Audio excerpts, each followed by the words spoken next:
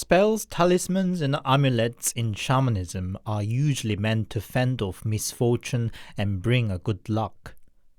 But just as there is so-called black magic on the flip side of white magic, it is inevitable that there will be people seeking to use the spiritual power to cause a harm, to bring bad lucks, to curse. Karma is one of the fundamentals in many of the traditional belief systems in Korea, including its shamanism. An action causes a reaction, nothing comes from nothing, and what goes around comes around. Hate and curse are bad karma in themselves already, but using spiritual power to such goals are, for that reason, a big taboo in the shamanic world. Breaking them is supposed to bring even greater punishment to the shaman and her client than the curse they created. But hate is irrational and greed knows no boundary, and so we end up seeing cursing objects created. Today I collected 5 allegedly true stories about the unfortunate people who found the reason of their mental and physical pain was hidden in the inconspicuous corner of their own home. Most of them are innocent victims, but at least in the last story, we also get to see karma doing its justice to the one who created the curse. As always, handpicked, translated and narrated by your host, Anthony.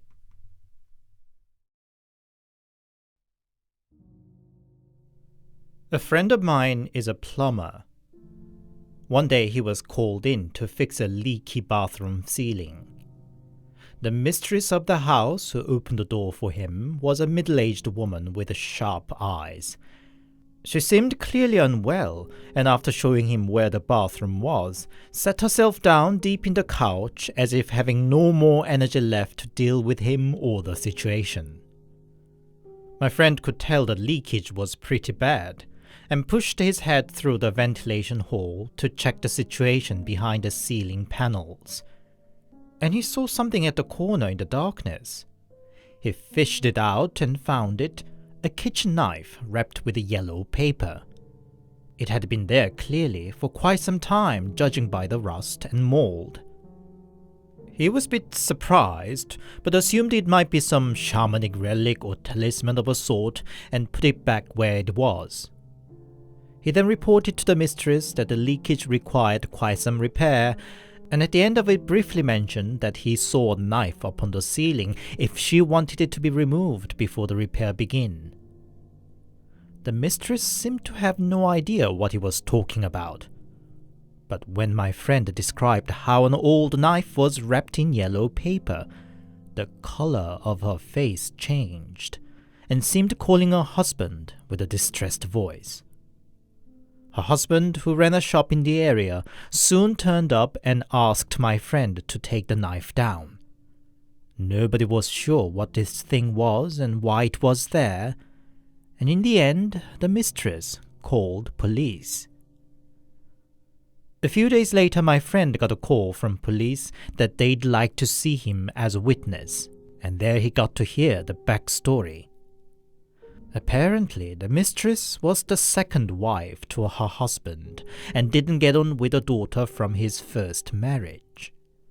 And the knife was what the daughter hid away as a sort of a curse on her stepmother, wishing for her death.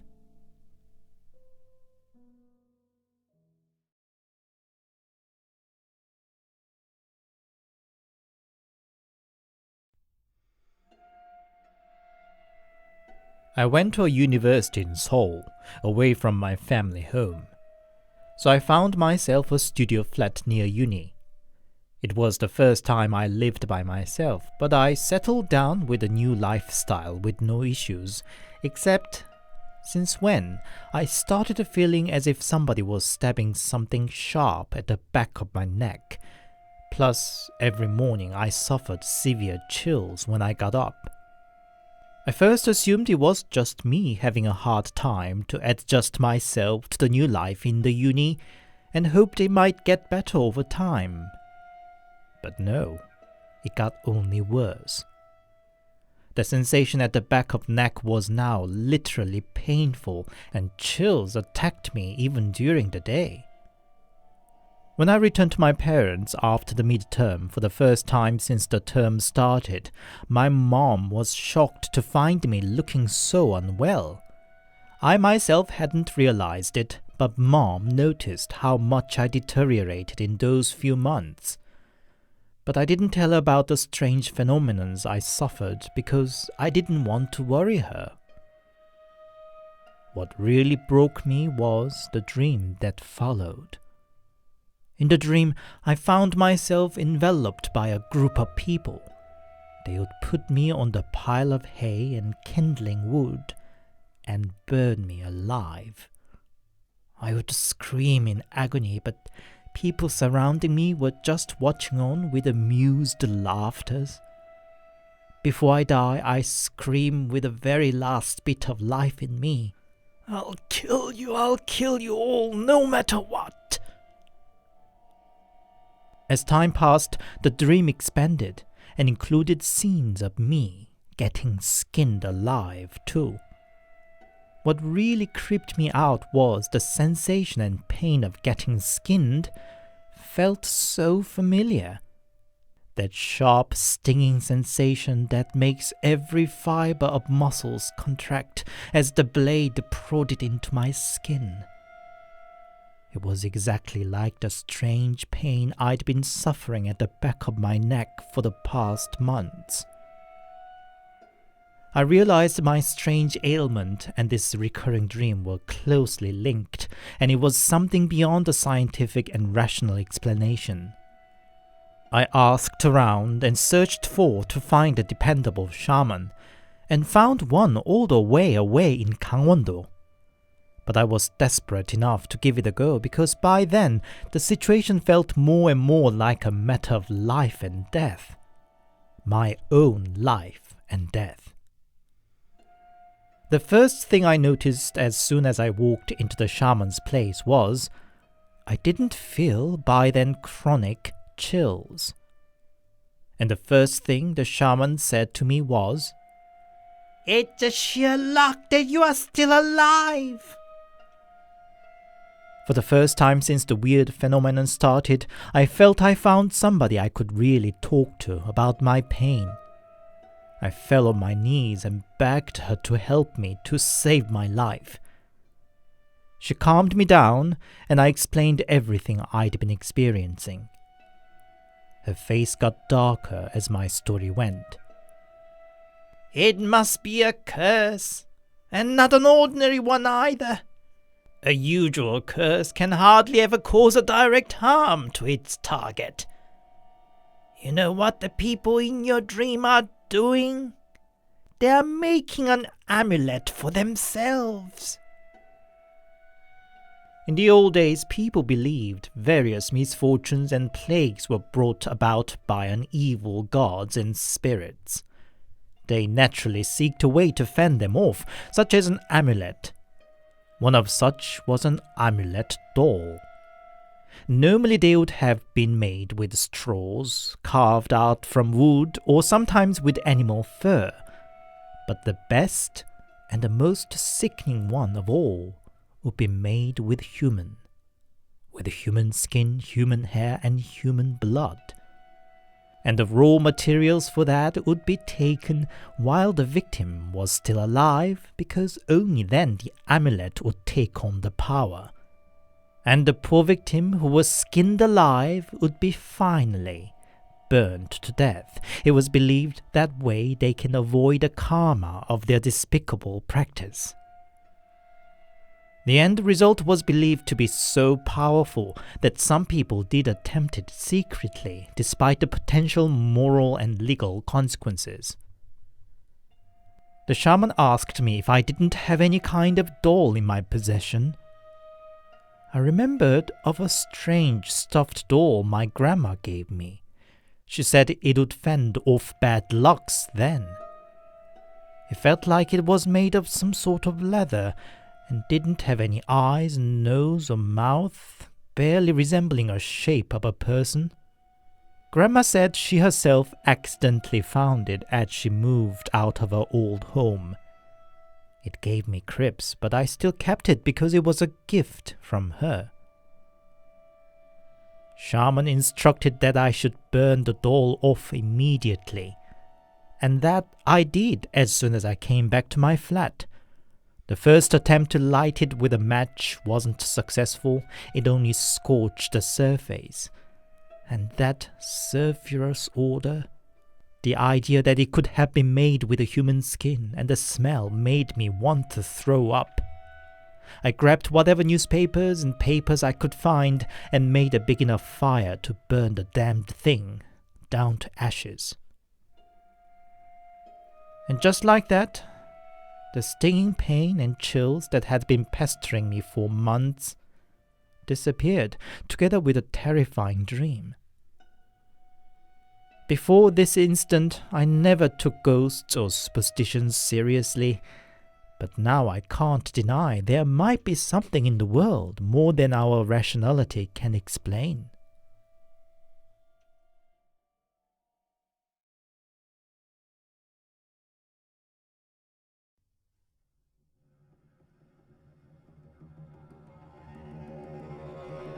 My family moved into this new flat last year on the top floor of a 4-storied commercial building, including the basement. I suffered sleep paralysis frequently from the beginning. There were numerous cases, but one occasion I remember is when I took a nap in the living room with my feet towards the balcony. Then I saw, in the sleep paralysis, some sort of dark goo like a thick mud sludge crawling up and trying to drag me off by my feet. Even when I didn't actually get sleep paralysis, I didn't get to sleep very well and would wake up in the middle of the night for no reason. Then shortly after the New Year's, I had a dream in which a ghost appeared dressed neatly in hanbok, the traditional dress, and a veil over her head. She grabbed me by my hair and hurled me around. What was being flung and thrown about in the ghost's grip was not my body, but my spirit. I managed to get free when the grip got loose and was about to run away, but then found a strange object in the room, an old vanity cabinet such as I saw in costume dramas, with a scroll of calligraphy hanging above it. I instinctively felt it was the source of the trouble, so I tried to drag it out of the room. But it seemed I could never reach the door in that small room. In the end, I woke up from the dream before I could throw it out. It was an unusual dream, so I talked about it to a friend. She seemed to be thinking something and said she'd ask about it to an acquaintance, a professional shaman. She then phoned the shaman right there and then. After the call, which dragged on for a long time, the first question my friend asked me was, "Is there a basement in the building?" I was a bit surprised. The shaman couldn't have had any idea where I lived, and most residential houses or even flats wouldn't come with a basement. My friend promptly went down to the basement and reported back that she found something stuck at the door to the basement. She burned it before I could see it, but described it to me later that it was a white silk pouch containing hair and nail clippings. The shaman explained that it was a cursed object designed to harm and must have been created by somebody who stalked the previous inhabitant of my flat, and something serious might have occurred to me had I waited longer.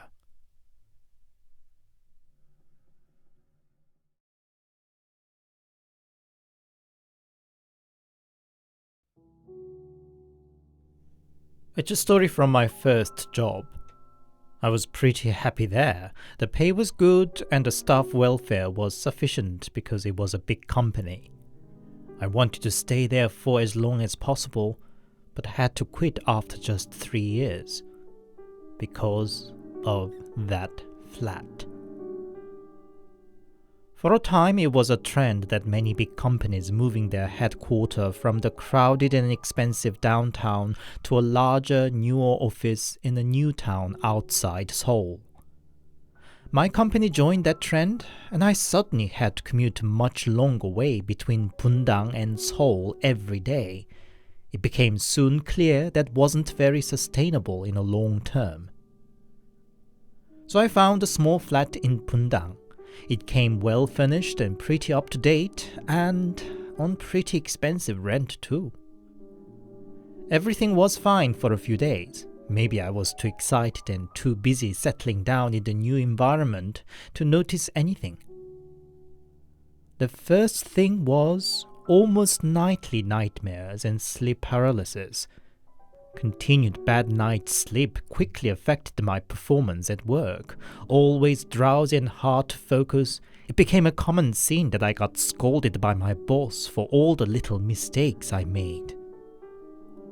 And one day, I left work early because I felt so unwell. Just as I unlocked the door to my flat, I heard a noise from the inside, of people chattering.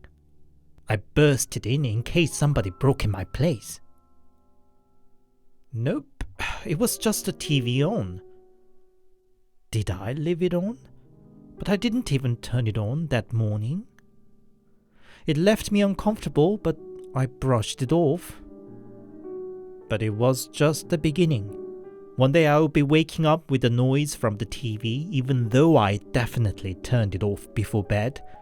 Or another day I would find the fan is on when I got out of shower. Or I got quite a few shoes that I bought a new shoe closet as I moved in, and my shoes would go missing when I wanted a particular pair, only to be found in the built-in wardrobe later. And at the end of the month, I got ridiculously high electricity bill, though I spent most of the time at work and didn't even use the air conditioner to save every penny. I complained to the service provider, but their engineer confirmed there was nothing wrong. The bill was charged as spent. I suspected somebody had an access to my place and used it while I was at work. I even used a trick from detective novels, leaving a tiny piece of paper in the door gap. But nope, it was still there when I got back in the evening. All the while my nightmare got worse. At first in my dreams, a ghost appeared by the window. Then it appeared in the bathroom, and then in front of the door. And in the end, it stood near the bed, looking down on me. Now there wasn't a corner left in the flat where I felt comfortable to be. One day I told my parents what was going on in my place. It must have worried them enough to see their normally clownish son being so serious, and got me a talisman from a well-known shaman. At first I told them that was just a waste of money, but, well, they'd got it for me anyway. So thought to put it up above the door as Mom instructed me. And only then I noticed there was something right at that spot underneath the wallpaper. I carefully lifted the wallpaper and found they were another talismans, 2 of them in fact, put across each other. I could not tell if they were put up by the former tenant or the owner before he redecorated the flat before I moved in, but it anyway assured me that something was up with this place rather than just me having a paranoia. By then my weight had gone well below the normal, and I was mentally and physically on the breaking point after months of no more than 3 or 4 hours sleep a day. My parents recommended me to consider changing my job, and once I decided, it cleared my mind surprisingly quickly. Right next day, I submitted my notice. My boss didn't even ask me why. Well, I had already made several serious mistakes at work due to my shattered conditions, and I guess he welcomed me leaving actually. I still had to work a month more to hand over my job to the backfill, and I commuted from my parents for that last month. On the day of moving out of the damned flat, a friend came to help me packing, and he called me over to the built-in wardrobe. As again, a pair of my shoes were there, and I was just about to pick them out. But my friend's finger was pointing something else. It was a small bundle wrapped carefully with a piece of newspaper. Inside were nail clippings. Dozens and dozens of good 5mm long nail clippings. Nothing more strange happened to me. The nail clippings I threw away as I moved out, and I quickly regained my appetite and weight. It was only years later that I got to learn the nail clippings must have been some sort of amulet. They are usually meant to fend off the evils, but some are meant to curse. Considering what I experienced in that place, I have no doubt which case it meant to be.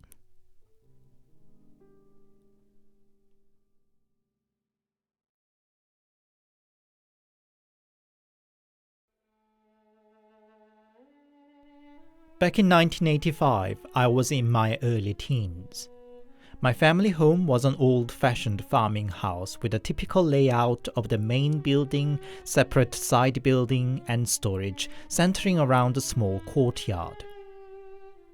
A family acquainted to my parents fell in a hard time after they lost the man of the family. My parents invited them, our mother and her son, to lodge in our side building. I got friendly with the son, who was a couple of years older than I. Let's call him Byung-jin for the sake of the story. One night we were all woken up by a scream. We all rushed out and found my dad fallen on the ground, all shivering. "What's wrong, Dad? Are you hurt?" I asked. He was here. Byung-jin's dad, he was there, smirking at me," Dad said.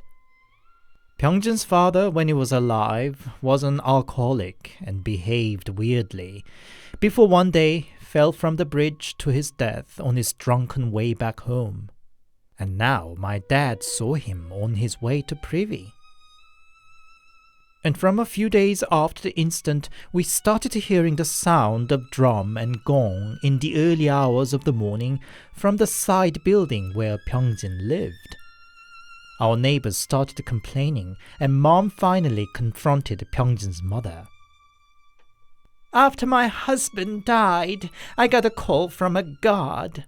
Now I've become a shaman," was her response.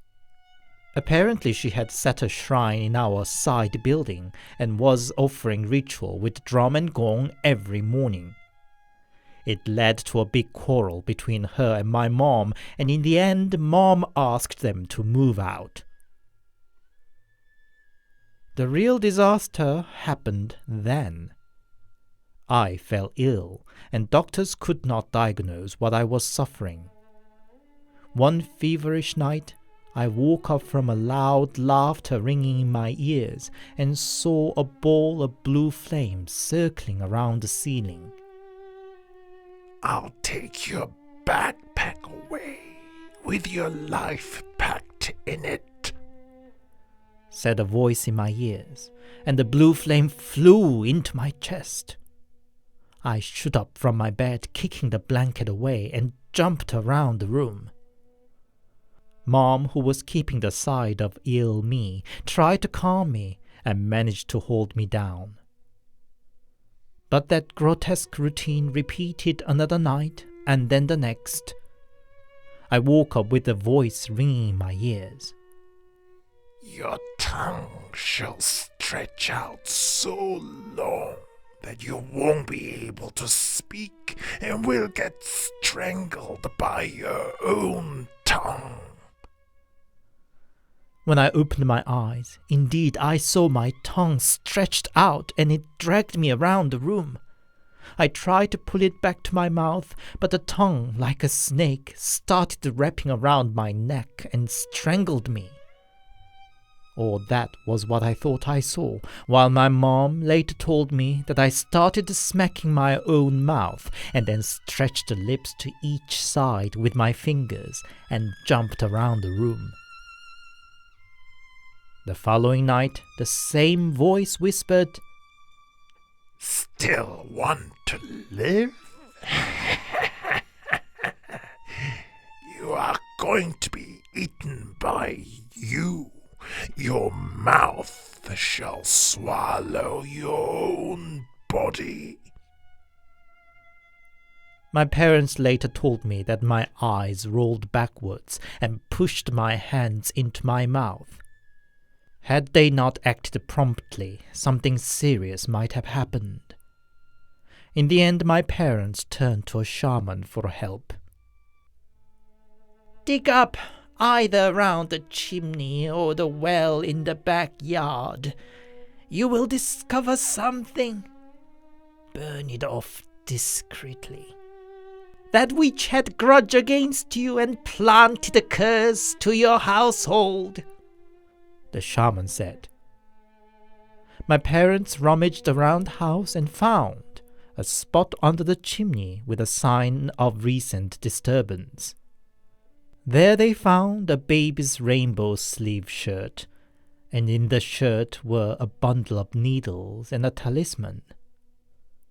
My mom burnt them as the shaman instructed, and from the right next day, my strange ailment and illusion disappeared. A few years later, I tagged my mom along to the market in town. I was looking around while my mom was shopping groceries when a familiar voice called out my name. "It is you, isn't it?" A woman approached and fumbled up my hands. It was Pyeongjin's mother. "I've done a terrible thing to you, and deservedly punished by the god. Will you forgive me? I'm sorry, she said. Her eyes were all hazy, clearly having lost her sight.